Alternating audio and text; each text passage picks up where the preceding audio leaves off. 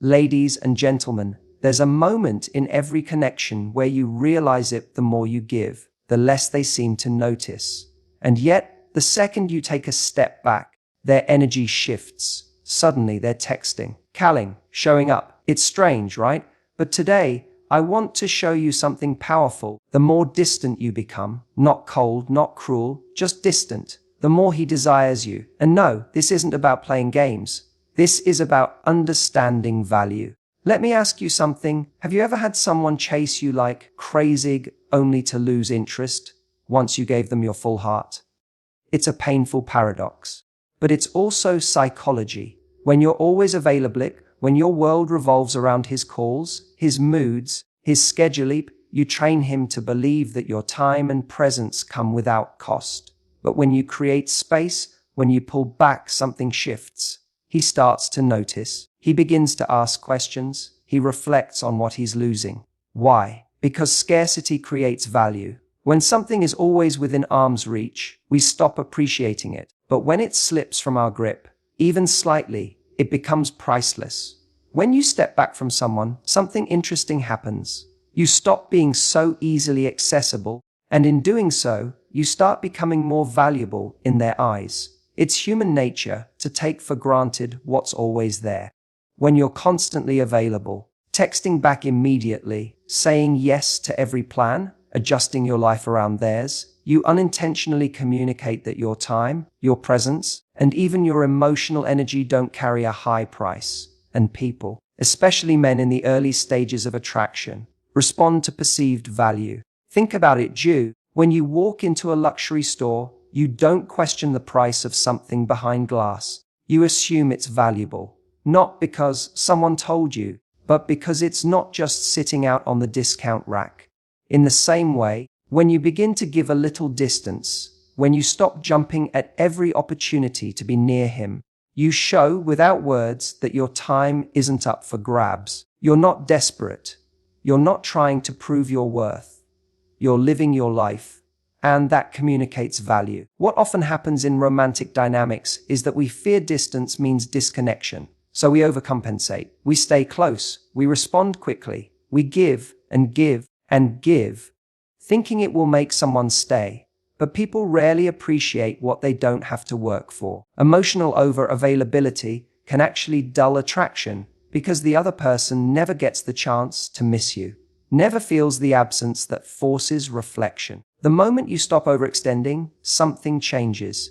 He begins to wonder where your energy went. He notices the gap, the silence, the shift. It's in that space that desire starts to build again. Why? Because now he's reminded that your presence wasn't guaranteed. You are not an open tap of affection and availability. You're a person with boundaries. You're someone who values yourself enough not to be on standby. This isn't about playing hard to get. It's about being someone of worth, someone who knows they bring value to the table and doesn't feel the need to constantly convince someone else of that. When you step back, you stop chasing. And when you stop chasing, you create a natural polarity, one that pulls the other person toward you. That polarity is what creates magnetism. In fact, a man is more likely to re-evaluate your role in his life when you're not in his face. Constant presence dulls the senses, but a little distance creates emotional curiosity. It makes him ask, what is she doing? Who is she becoming? Why isn't she needing me the way she used to? And those questions are seeds of desire. So the act of stepping back isn't about withdrawal or punishment. It's an act of self-respect. It's choosing to let your energy be felt, not overused. It's understanding that the person who never feels your absence may never truly value your presence. Distance doesn't weaken attraction. It refines it. It shifts the dynamic from effortful to effortless, from chasing to being pursued. And in that shift, you become more than just someone he's talking to. And you become someone he realizes he could lose. And in that realization, value is born. Mystery has a gravitational pull. It's the space between what we know and what we want to know that keeps us coming back. When it comes to attraction, especially early on in a romantic connection, it's not just the things someone says that draw us in. It's the things they don't say. It's the parts of them we haven't fully figured out. And this is where distance becomes powerful, because it naturally creates an air of mystery. When you're always available, always texting first, always posting every detail of your life, there's no room left for curiosity. He knows what you're doing, where you are, how you feel. And while that might feel like closeness to you, it removes the element of discovery for him. Mystery doesn't mean being dishonest or playing games. It means holding a part of yourself back, not out of fear, but out of self-possession. It's knowing that your story, your heart, your time are things someone must earn access to. The more someone sees every corner of your mind and life too early, the more they believe there's nothing else to discover. But when you leave certain things unsaid, not in a manipulative way, but in a graceful, self-contained way, you create a sense of depth. That depth makes a man want to lean in, to ask more, to understand you. That's where real desire is sparked, not in full exposure, but in selective revelation. People are naturally more drawn to what they can't fully grasp. It's a part of how the human brain is wired. We chase understanding. We crave the reward of solving a puzzle. So, when you become slightly more distant, not emotionally unavailable, but reserved and centered in yourself, you awaken that need for understanding in him. He starts wondering what you're thinking, who you're with, what you're dreaming about. That wondering turns into wanting. Wanting turns into pursuing. And here's the beautiful thing: mystery is not about silence. It's about presence with limits. You can be warm, kind, and engaging while still holding space for yourself. You can be attentive, yet not overexposed. That balance is intoxicating. It says, I enjoy your company, but I'm not here to be consumed. That alone elevates how someone sees you. You're no longer someone he's trying to entertain. You become someone he's trying to understand. That difference is everything. In a world where oversharing is the norm, a mystery becomes a rare form of power. The less someone feels entitled to your inner world, the more intrigued they are by it. And that's what distance does. It makes you less accessible, which makes your presence more intriguing. When you're slightly harder to reach, not in an unkind or withholding way, but in a grounded, purposeful way, you invite deeper interest, not surface-level attention. When a man can't predict your every move, he pays more attention. He listens more carefully. He watches more closely, because he's trying to fill in the blanks. And every time you leave just a little space, by not responding instantly, by not always sharing every thought, by holding your emotional energy with intention, you build that intrigue. That's not coldness. That's strength. That's dignity. That's the energy of someone who knows her value and doesn't feel the need to broadcast every piece of herself in order to be wanted. In fact, she knows that by being slightly out of reach, she becomes unforgettable, because what's mysterious doesn't fade. It lingers, and the desire to know more keeps him coming back. When you make yourself constantly available to someone, emotionally, physically, and mentally, you may feel like you're building connection, but what often happens is the exact opposite. Over-availability slowly erodes attraction. It creates a dynamic where your presence is no longer special. It's expected. And anything expected too often becomes background noise. Desire, especially romantic desire, thrives on space, on a sense of longing. It needs room to breathe, to grow, to anticipate. But when you're always there, always answering texts immediately, always saying yes to plans, always bending over backward to meet someone where they are, it kills that anticipation. There's no edge, no tension, no space for curiosity to develop. What was once exciting becomes routine, and what was once a mystery becomes something taken for granted. The truth is, what we work for, we value more. And if someone never has to wonder how you feel, never has to consider whether they're losing your attention, never has to step up or risk anything emotionally, then why would they feel a deep desire to keep you? Desire needs investment. It needs to feel earned, not given away for free. When you're over-available, you unintentionally remove that opportunity for the other person to invest emotionally in the connection. You may think that being available is loving, that always being there shows your interest and commitment. And while consistency and care are vital in long-term relationships, in the early stages, when attraction is still forming. Too much availability can come across as clinginess or neediness, and that doesn't build desire. It builds complacency. Sometimes we offer too much access to ourselves out of fear. Fear that if we don't respond quickly, they'll lose interest. Fear that if we say no to a plan, they won't ask again. Fear that if we don't show up every time they need us, we'll be seen as cold or distant. But what actually happens is this: the more you overgive, the less they feel the need to give at all. They settle into a passive role. They get used to receiving without effort. And eventually, they stop seeing you as someone they need to impress or pursue. Availability without boundaries communicates a lack of self-respect. It says, "I'm here no matter how you treat me. I'll keep showing up even if you don't meet me halfway." That doesn't inspire desire. It invites comfort. And comfort isn't the same as love. Love requires mutual investment. But desire, that spark, that pull, requires a little friction, a little uncertainty, a sense that you are a person with your own life, energy, and standards. When you start to hold your energy with more intention, when you don't always rush to reply, when you say no sometimes, when you prioritize your own needs too, that's when someone starts to really notice your presence. Because now they feel the difference when you do show up. Your time starts to matter again. Your attention becomes meaningful. It's not that you're cold, it's that you're not available on autopilot. The beauty of this is that it shifts the emotional dynamic without a word. You don't need to explain anything. Your actions speak for you. You become someone who values yourself, and in turn, someone others are drawn to value. Overavailability might come from a place of love, but ironically, it's distance, with intention and self-respect, that creates the space where real, lasting desire can begin. Emotional detachment doesn't mean you stop caring. It doesn't mean you become numb or indifferent. What it means is that you stop attaching your worth, your happiness, and your peace to someone else's actions or validation.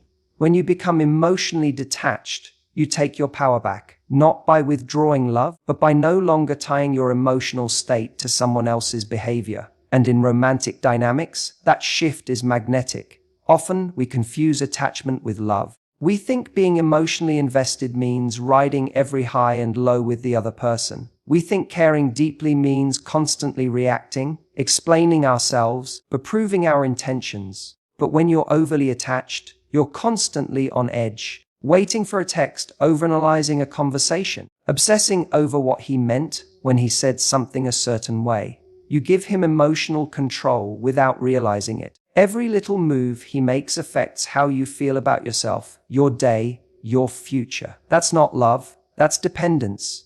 When you practice emotional detachment, you stop chasing certainty in someone else. You stop needing their attention to feel seen, and you stop needing their affection to feel loved. This doesn't mean you no longer enjoy or value connection.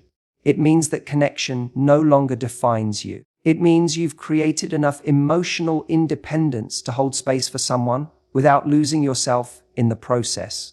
That space is where your true power lies. From a psychological standpoint, people are more attracted to those who are calm, self-contained, and centered. Why? Because they offer a sense of emotional security. They're not volatile. They're not reactive. They don't feel the need to cling. When you embody that kind of grounded energy, you become more compelling. You're no longer trying to win someone over. You're simply being. And that being radiates quiet confidence. The irony is that when you stop emotionally chasing someone, they often feel it instantly. They can sense the difference. Your texts don't carry the same needness. Your presence doesn't demand reassurance. You become lighter, easier to be around, more in control. And that shift, even if subtle, changes the entire dynamic. Suddenly, he feels the absence of pressure. And in that absence, he becomes more aware of your value. Detachment doesn't mean you don't want connection. It means you're not enslaved by it. You know your worth regardless of how someone else behaves. You don't spiral if they pull back. You don't beg for closeness. You let things flow. You observe. You respond rather than react. And most importantly, you stay grounded in your own emotional ecosystem. This kind of emotional detachment invites respect. It tells the other person, "Oh, I care about you, but I won't chase you. I'm here because I choose to be, not because I'm afraid to be alone." That energy is magnetic because it's rare. Most people operate from need, but when you operate from self-trust, you become the person who doesn't lose herself in a relationship. You become the person who inspires deeper connection without demanding it. The moment you stop tying your emotional state to his attention, his commitment, his effort, you shift the power dynamic, not to dominate, but to rebalance. You remind yourself and him that your emotional well-being isn't his job. And ironically, when you no longer need someone to show up a certain way, they're far more likely to do exactly that, not out of pressure, but from genuine desire. There's something deeply ingrained in human psychology, especially in men, about the thrill of the chase. It's not just a cliché, it's a reality rooted in biology and behavior. Men are wired to pursue, not because they enjoy games, but because pursuit activates purpose. It makes them feel alive, focused, and invested. When a man has to put in effort to win someone's time, trust, and attention, he values it more. He becomes emotionally engaged, not because he was forced, but because he had a role in creating the connection. But when everything comes too easily, when there's no challenge, no space, no resistance, it short-circuits that desire. The brain stops releasing the same level of dopamine, which is the reward chemical tied to effort. That's why people tend to value what they worked for, not what was handed to them. When you're always there, always initiating, always emotionally available without needing him to step up, you remove the very process that builds emotional investment. He doesn't get to feel like he's earning you. He simply receives you. And over time, that comfort dulls attraction. Healthy distance changes that. When you pull back, not to manipulate, but to prioritize yourself, you create room for him to step forward. You leave a space he's compelled to fill. That space triggers curiosity, focus, and desire. It activates his natural instinct to pursue. Suddenly, he wants to understand what's going on in your mind. He starts putting thought into how to get your attention. He becomes intentional instead of passive. When a man chases, he becomes emotionally tied to the outcome. The more effort he invests, the more attached he becomes. He begins to see you not just as someone he likes, but as someone worth striving for. And striving builds value. This isn't about playing hard to get. It's about being someone who knows she doesn't have to give everything up front to be worthy of love. Men don't fall in love because someone was easy to access. They fall when they feel emotionally awakened. They fall when they are pulled into the process of earning trust, understanding layers, and feeling needed in a meaningful way. Not needed to fix or complete someone, but needed in the sense that their effort matters. And when you give a man the space to chase, he finds his own emotional motivation to do so. If you're always the one reaching out, always the one planning, always showing up first, you remove that process from him. And it feels good to be in control. It feels good to drive the connection. But in doing so, you risk creating a dynamic where he's more passive and you're more invested.